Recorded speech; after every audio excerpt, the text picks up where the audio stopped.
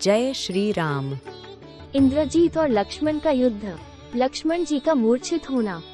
राम लक्ष्मण के नागपाश से मुक्त होने की बात सुनकर रावण क्रोधित होकर गरुड़ को अपशब्द कहता है कि गुरुद का ये दुस्साहस कि उसने हमारे शत्रु की सहायता की।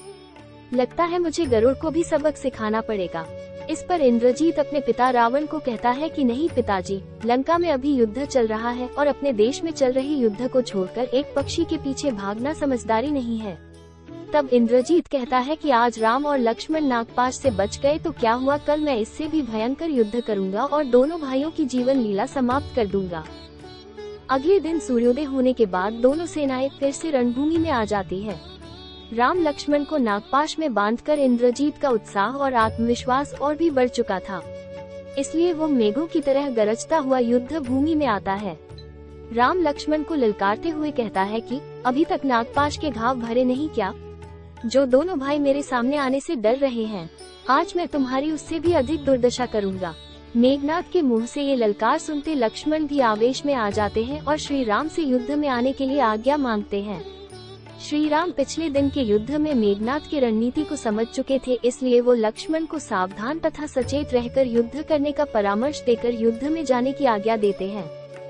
लक्ष्मण और मेघनाद फिर से आमने सामने आ जाते हैं और दोनों वीर कुमारों में फिर से युद्ध शुरू हो जाता है। दोनों योद्धा एक दूसरे पर तीखे बाणों से प्रहार कर रहे थे तथा एक दूसरे के बाणों को काट रहे थे। दोनों के बीच में लंबे समय तक युद्ध चलता रहता है, लेकिन उसका कोई परिणाम नहीं निकलता। कभी लक्ष्मण जी का पलड़ा भारी होता तो कभी इंद्रजीत का। पूरा दिन युद्ध लड़ते लड़ते संध्या हो जाती है और हमेशा की तरह इंद्रजीत अपने आसुरी विद्या का प्रयोग करके लड़ने लगता है। इंद्रजीत अपनी माया से अदृश्य होकर युद्ध करने लगता है। अदृश्य होने के बाद इंद्रजीत लक्ष्मण पर सभी दिशाओं से बार बार तीरों की बरसात कर रहा था, जिससे लक्ष्मण जी विचलित हो जाते हैं। इंद्रजीत द्वारा कपट युद्ध करने के कारण लक्ष्मण जी श्री राम के पास आते हैं और उनसे कहते हैं कि मेघनाद फिर से कपट युद्ध पर उतर आया है, इसलिए मुझे आज्ञा दीजिए कि मैं ब्रह्मास्त्र का प्रयोग करके इंद्रजीत को समाप्त कर दूं।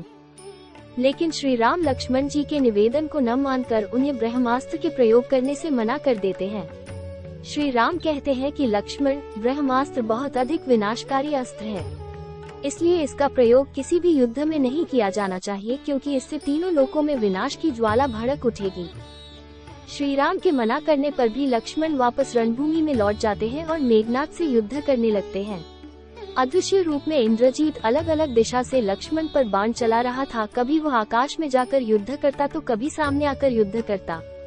उसके कपट युद्ध से लक्ष्मण जी विचलित हो चुके थे। ऐसे में मौका पाकर इंद्रजीत ने अदृश्य होकर आसमान में चला जाता है। घात लगाकर इंद्रजीत वीर घातनी अमोघ शक्ति का प्रयोग लक्ष्मण जी पर करता है।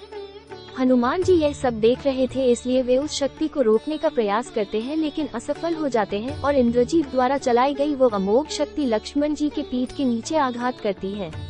शक्ति लगते ही लक्ष्मण जी के हाथों से धनुष छूट जाता है और वे मूर्छित होकर भूमि पर गिर पड़ते हैं। लक्ष्मण के मूर्छित होने के बाद इंद्रजीत उनके मूर्छित शरीर को उठाकर ले जाने की कोशिश करता है, लेकिन शेषनाग के अवतार लक्ष्मण जी को वो उठा नहीं पाता। तब हनुमान जी उन्हें दुत्कार कर लक्ष्मण जी को उठाकर वायु मार्ग से युद्ध भूमि से दूर ले आते हैं। लक्ष्मण जी को मूर्छित देखकर श्री राम भी दौड़े दौड़े चले आते हैं और हनुमान से पूछते हैं कि क्या हुआ।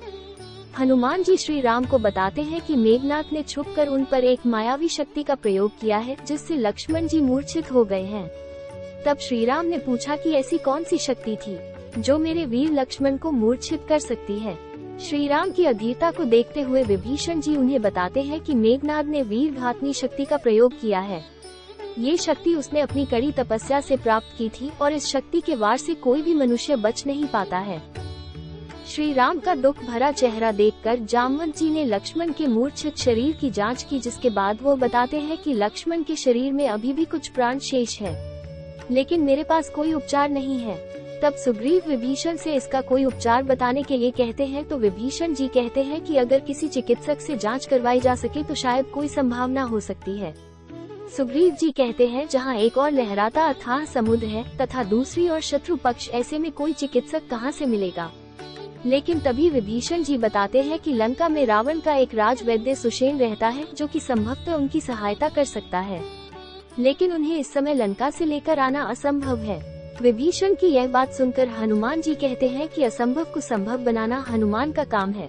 कृपया आप बताइए कि वो वैद्य सुषेण का निवास स्थान कहाँ है, मैं उन्हें लंका से लेकर आऊँगा। विभीषण के बताने पर हनुमान जी श्री राम से आज्ञा लेकर जाते हैं और अति सूक्ष्म रूप धारण करके लंका में प्रवेश करते हैं। वे एक गुप्तचर की भांति वैद्य सुषेण का मकान खोज लेते हैं। तब हनुमान जी अपना विराट रूप धारण करते हैं और वैद्यराज सुषेण को उनके घर सहित उठाकर लंका से ले आते हैं और श्री राम के समक्ष प्रस्तुत करते हैं। श्री राम और विभीषण जी उनसे लक्ष्मण के प्राणों की रक्षा करने का निवेदन करते हैं, लेकिन खुद को इस तरह उठा लाने से वैद्यराज सुषेण श्री राम से कहते हैं कि मैं आपकी कोई सहायता नहीं करूंगा, क्योंकि यह मेरी देशभक्ति के खिलाफ है। आप शत्रु पक्ष के हैं और मैं महाराज रावण का राजवैद्य हूँ, इसलिए मेरा धर्म बनता है कि मैं अपने राजा के शत्रु की कोई सहायता न करूं। तब विभीषण जी वैद्यराज सुषेण को उनके चिकित्सक धर्म का वृतांत बताते हैं और कहते हैं कि आपका एकमात्र धर्म ये है कि अपने रोगी का उपचार करना और उसके प्राणों की रक्षा करना। यदि आप अपने इस चिकित्सक धर्म का पालन नहीं करेंगे तो यह आयुर्वेद के मूल सिद्धांतों का उल्लंघन होगा। इस वजह आपके द्वारा दी गई औषधियाँ भी असरहीन हो जाएंगी। विभीषण जी से चिकित्सक धर्म का ये सार सुनकर सुषेण वैद्य श्री राम की सहायता करने के लिए सहमत हो जाते हैं और वो लक्ष्मण के मूर्छित शरीर की जांच करने लगते हैं। जांच करने के बाद वैद्य सुषेण बताते हैं कि लक्ष्मण जी के शरीर में प्राण अभी शेष है, लेकिन सूर्य उदय से पहले यदि उन्हें उपचार नहीं दिया गया तो उनकी जान बचाना असंभव हो जाएगा। तब वैद्यराज उसे बताते हैं कि उनके पास वो औषधि नहीं है जो कि लक्ष्मण जी को स्वस्थ कर सके। वैद्य की बात सुनकर श्री राम और भी अधीर हो जाते हैं। उन्हें ऐसे देखकर वैद्यराज सुषेण बोलते हैं कि हे रघुनाथ, धीरज रखिए, लक्ष्मण के प्राण बचाने के एकमात्र उपाय है, लेकिन बहुत ही कठिन है। तब बड़ी अधीरता से हनुमान जी पूछते हैं कि कृपया करके मुझे वो उपाय बताइए, तो मैं अपने प्राण देकर भी वो उपाय करूँगा। तब वैद्य बताते हैं कि कैलाश पर्वत और हिमालय पर्वत के बीच में द्रोणागिरी नामक पर्वत श्रृंखला है। उसी पर्वत श्रृंखला में एक ऐसा पर्वत है जिस पर कई तरह की गुणकारी आयुर्वेदिक औषधियाँ उगती है। उन्हीं में से एक संजीवनी बूटी भी है, जिसे यदि समय पर दिया जाए तो मृत शरीर में भी प्राण आ सकते हैं। तब वैद्यराज ये भी कहते हैं कि तुम्हें सूर्योदय से पहले ही वो संजीवनी बूटी लेकर वापस आना होगा। यदि सूर्योदय हो गया तो लक्ष्मण के प्राण बचाना असंभव है। तब हनुमान जी श्री राम को हौसला बंधाते हुए कहते हैं कि धीरज रखिए स्वामी, यदि मैं सूर्योदय से पहले संजीवनी लेकर नहीं आ पाया तो अपना यह मुख आपको कभी नहीं दिखाऊंगा। ये कहकर हनुमान जी संजीवनी बूटी लेने के लिए प्रस्थान करते हैं।